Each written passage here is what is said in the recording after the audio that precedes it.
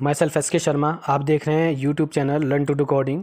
इसमें मैं आपको प्रोग्रामिंग लैंग्वेज सी सिखा रहा हूँ और आज है इसका लेक्चर 22 द फोर लूप।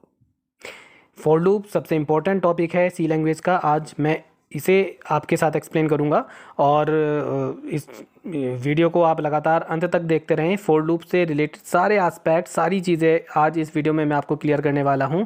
तो प्लीज़ इस वीडियो के साथ अंत तक बने रहें, इसे बिल्कुल भी स्किप ना करें। उससे पहले यदि अभी तक आपने इस चैनल को सब्सक्राइब नहीं किया है तो मेरी आपसे रिक्वेस्ट है कि आप इसे सब्सक्राइब कर लें ताकि आने वाली वीडियोज़ की नोटिफिकेशन आपको मिलती रहें। तो चलिए शुरू करते हैं। The for statement, the for loop.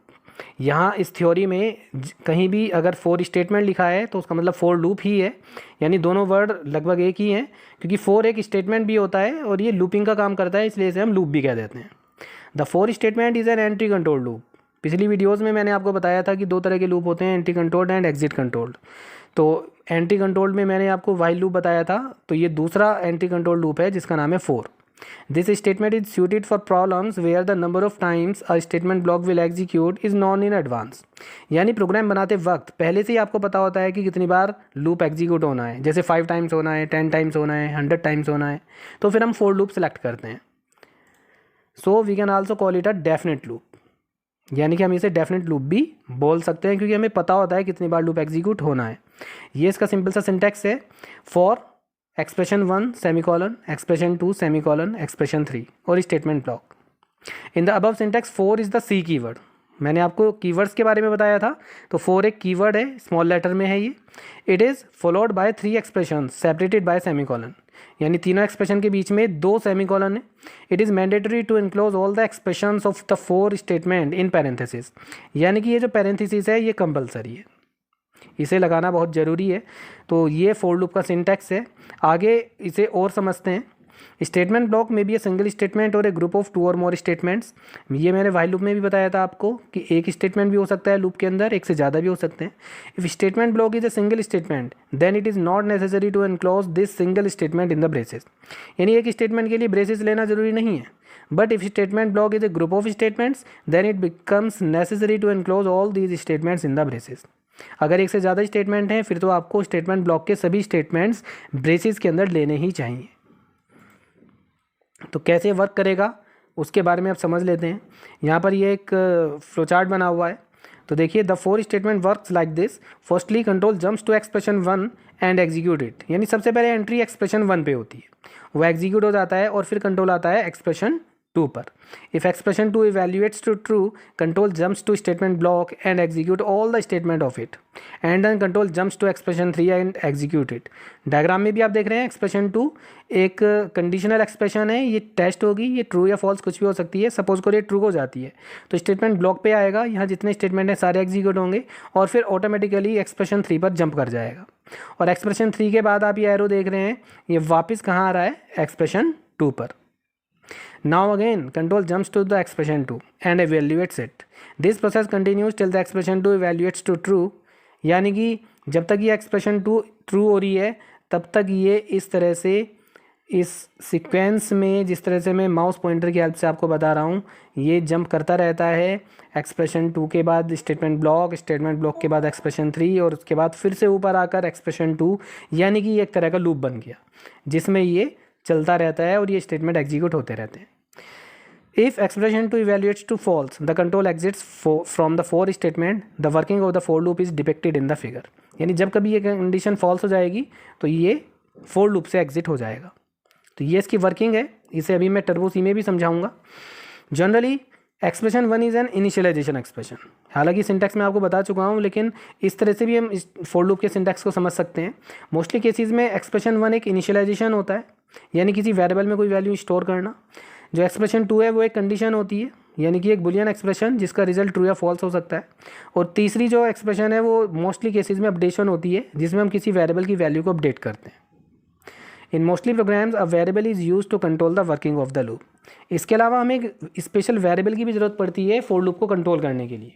It is initialized by initial value in the initialization section, यानी उसी वेरिएबल में इनिशियलाइजेशन सेक्शन में इनिशियलाइज करेंगे। Test condition is prepared on the same variable in the condition section, यानी condition section में भी उसी variable पर कंडीशन लगाएंगे लेस देन या ग्रेटर देन की। एंड इंक्रीमेंट और decrement is done on the same variable in the updation section. Updation में भी उसी वेरिएबल को अपडेट करेंगे। So the for loop is controlled with the help of a variable, this variable is generally known as control variable. इस variable को हम control variable बोलते हैं। तो अभी एग्जाम्पल से आपको समझ में आ जाएगा। यहाँ पर कुछ एग्जाम्पल्स आ गए। इस स्क्रीन पर मैं आपको 3 एग्जाम्पल दिखा रहा हूँ। एग्जाम्पल 1, इसमें ए नाम का वेरिएबल देखिए यूज़ हो रहा है, ए इज इक्वल टू 1, यानी ए में 1 इनिशियलाइज कर रहे हैं। ए लेस देन इक्वल टू 5, ए पर ही कंडीशन है, ए प्लस प्लस ए में ही इंक्रीमेंट हो रहा है। तो कहने का मतलब है कि इस फोर लूप का ए जो है वो एक कंट्रोल वेरिएबल हो गया, क्योंकि इसी वेरिएबल की हेल्प से हम लूप को कंट्रोल कर पा रहे हैं। तो ये लूप्स कैसे वर्क करेंगे इसको समझने के लिए चलिए टर्बो सी में चलते हैं। तो यहाँ पर मैं ऐसा करता हूँ, इस कोडिंग को यहाँ से सेलेक्ट कर लेते हैं और टर्बो सी में चलते हैं। यहाँ पर मैंने वो कोडिंग कॉपी कर दी है और अभी सबसे पहले मैं इसे रन करने से पहले यहाँ पर हमें वेरिएबल भी लेना होगा। वेरिएबल ले लिया, इसे रन कर दिया मैंने, तो देखिए आउटपुट में हेलो इंडिया 5 टाइम्स आ रहा है। तो कैसे ये वर्क कर रहा है इसको समझने के लिए मैं एक काम करता हूँ, ये जो फोर लूप में हमने तीनों एक्सप्रेशन ली हैं इन्हें मैं अलग अलग लाइन में ले लेता हूँ। थोड़ा सा मैं आगे ले लेता हूँ। फोर लूप की एक ही लाइन है, उसे मैंने 3 लाइन्स में ले लिया, लेकिन अलग से कोई सेमीकोलन वगैरह नहीं लगाएंगे। अब ये कैसे वर्क करता है फोर लूप वो समझने के लिए मैं यहाँ पर एक काम करता हूँ, F7 से प्रोग्राम रन करता हूँ। देखिए F7 एक शॉर्टकट है इस विंडो बेस्ड टर्बो C++ में, जिसमें स्टेप बाय स्टेप कंट्रोल किस स्टेटमेंट पे जंप करता है उसके बारे में वो दिखाता रहता है एक ब्लू लाइन की हेल्प से। तो देखिए सबसे पहले कंट्रोल मेन फंक्शन पे आ गया, उसके बाद फोर लूप पर आ रहा है, यानी वेरिएबल डिक्लेयर हो गया। और अब जैसे ही मैं F7 प्रेस करूँगा तो ये जो लाइन लिखी है ए इज इक्वल टू 1, ये जो एक्सप्रेशन है ये एग्जीक्यूट हो जाएगी। तो देखिए ए इज इक्वल टू 1, तो याद रखिए ए वेरिएबल की वैल्यू इस वक्त मेमोरी में क्या है, 1 है। तो ए की वैल्यू 1 हो गई। अब ए लेस देन इक्वल टू 5, ये कंडीशन पे आया, कंडीशन ट्रू है तो लूप के अंदर आएगा। ये लूप की बॉडी है, ओपनिंग ब्रेसिस से एंडिंग ब्रेसिस तक, तो अंदर आ गया, हेलो वर्ल्ड प्रिंट हो जाएगा। अब ए प्लस प्लस यानी अपडेशन पार्ट पे आया, ए की वैल्यू 2 हो गई। अब फिर से कंडीशन पे आ गया, अब ए में 2 है तो 2 लेस देन 5, फिर से कंडीशन ट्रू है तो फिर अंदर आएगा, प्रिंट हेलो। फिर ए प्लस प्लस वैल्यू अब 3 हो गई, 3 लेस देन 5 फिर से ट्रू है, फिर से अंदर स्टेटमेंट ब्लॉक एग्जीक्यूट कर रहा है। फिर ए प्लस प्लस 4 हो गया, फिर ये कंडीशन ट्रू है, फिर अंदर आया। फिर ए प्लस प्लस 5 हो गया, 5 लेस देन इक्वल टू 5 फिर से ट्रू है तो फिर अंदर आएगा, 5वीं बार प्रिंट करेगा। फिर ए प्लस प्लस 6, अब 6 के लिए कंडीशन फॉल्स हो जाएगी। फॉल्स हो जाएगी तो इस बार वो लूप की बॉडी में या स्टेटमेंट ब्लॉक पे नहीं आएगा, वो लूप से आगे आ गया, यानी कि इस लूप से एग्जिट कर गया। फिर से मैं F7 प्रेस कर रहा हूँ तो फाइनल आउटपुट जो आउटपुट स्क्रीन पर आया है वो देखिए ये दिखा रहा है, यानी कि लूप 5 टाइम चल रहा था 1 से 5 तक, तो इस वजह से 5 टाइम्स हेलो इंडिया दिखा रहा है। तो आप समझ गए होंगे। अगर मुझे 10 टाइम्स दिखाना है तो मैं यहाँ 5 की जगह 10 ले लेता हूँ। अब ये लूप 1 से 10 तक 10 टाइम चलेगा। कंट्रोल F9 किया तो देखिए 10 टाइम्स हेलो इंडिया आ रहा है। तो आप समझ गए होंगे किस तरह से वर्क करता है फोर लूप। फोर लूप की एक ही लाइन में 3 एक्सप्रेशन होती हैं, लेकिन कंट्रोल अपने आप एक एक्सप्रेशन से दूसरे पर या दूसरे से तीसरे पर जंप करता रहता है। तो कैसे कैसे जंप करता है, कब जंप करता है, तो ये चीज़ आपको आई थिंक समझ में आ गई होगी। अगर समझ में नहीं आई है तो आप थोड़ा सा बैक करके फिर से इस वीडियो के इस पोर्शन को देख सकते हैं, आपको और क्लियर हो जाएगा। तो ये एक प्रोग्राम था जिसमें हम एक फोर लूप यूज़ कर रहे थे। फोर लूप के कंट्रोल वेरिएबल को हमने यहाँ इंट टाइप का लिया है। फोर लूप के कंट्रोल वेरिएबल को मोस्टली हम इंटीजर टाइप का ही लेते हैं, क्योंकि मोस्टली 10 टाइम्स 5 टाइम्स 100 टाइम्स इस तरह से लूप रन करते हैं। तो एक इंट वेरिएबल ही ज़्यादा अप्रोप्रिएट रहता है, ज़्यादा उपयुक्त रहता है। और 1 to 10 हम यहाँ पर इस लूप को रन कर रहे हैं।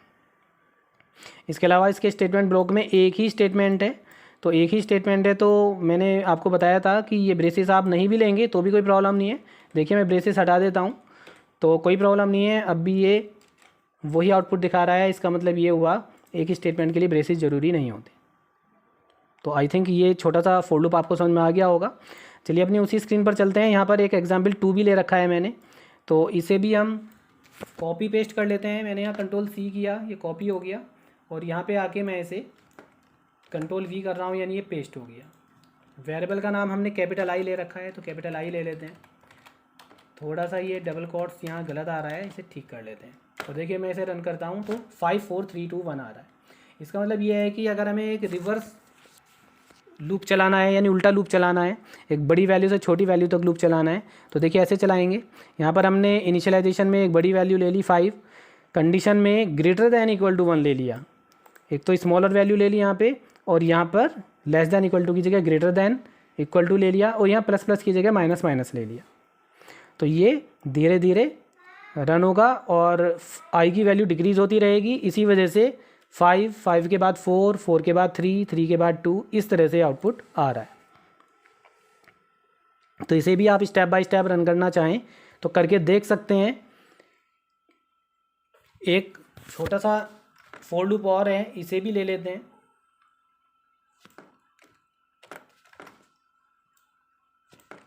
इसे भी मैंने कॉपी पेस्ट कर लिया है। इसके वेरिएबल का नाम है ए, तो यहाँ पर ए ले लेते हैं, और ये डबल कोट्स। इस टर्बो सी में ये बेनिफिट है, रेड कलर का आ रहा था, इसका मतलब कहीं ना कहीं इस स्ट्रिंग में प्रॉब्लम थी, तो डबल कोट्स को मैंने ठीक कर लिया, अब ये सही है। तो चलिए इसे रन करते हैं, कंट्रोल F9, लेकिन कुछ भी आउटपुट नहीं आ रहा है। अब ऐसा क्यों हुआ ये समझ लेते हैं।